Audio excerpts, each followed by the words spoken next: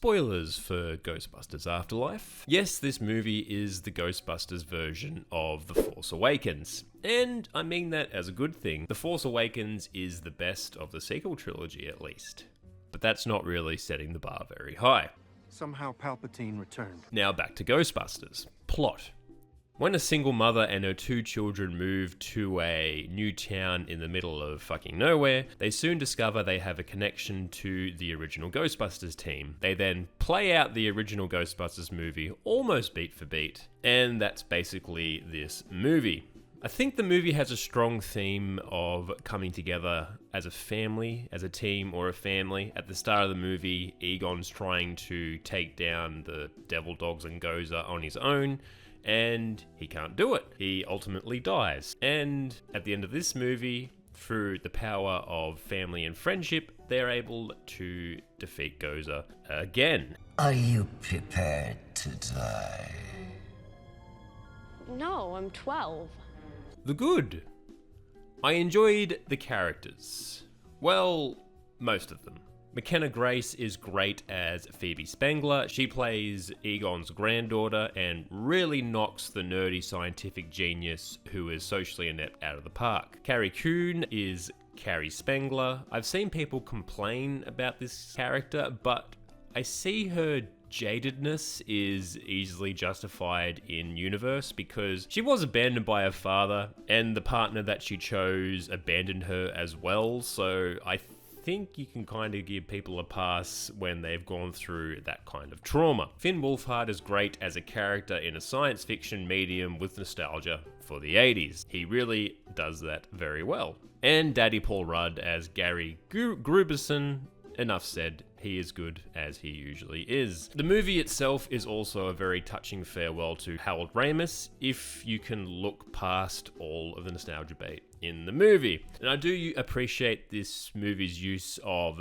CGI and some practical effects, which is good, which makes it look like it's more in line with the Ghostbusters movies. Like the Devil Dogs as well, they're often, when for close-ups and when they're just sitting there not doing too much, it is a puppet and not just CGI. I appreciate that a lot. And unlike the 2016 movie, this one isn't too clean and bright and funny quips all the time and that kind of thing. It's far more in line with the original Ghostbusters movie.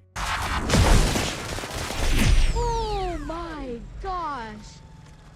That is the best thing I've ever seen. The bad?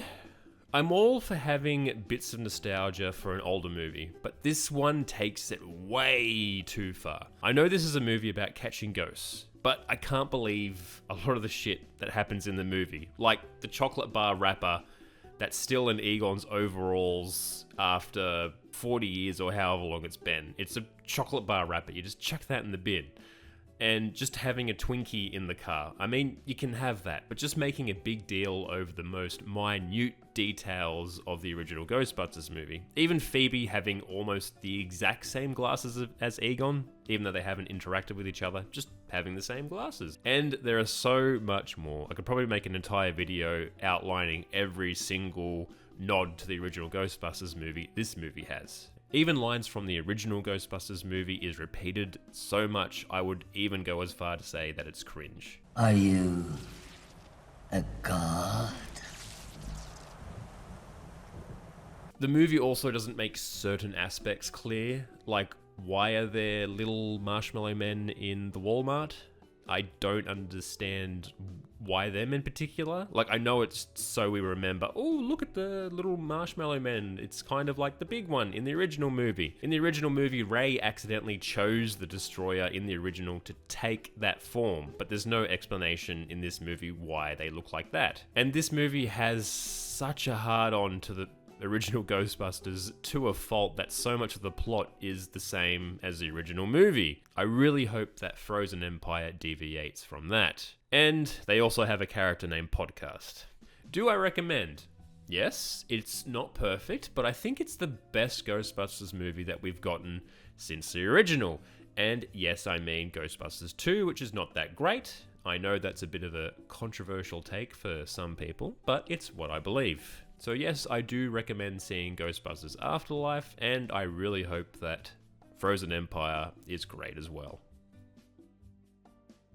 So even if I recommend the movie or not, you should see the movie for yourself and come up with your own opinion. You can comment your opinions in the comment section down below, or let me know how my opinion is wrong. Thank you for checking out my little channel. If you enjoyed the video, you can like the video or dislike the video, subscribe, and check out my other videos and social medias. There are links all around the place. As always, more videos to come.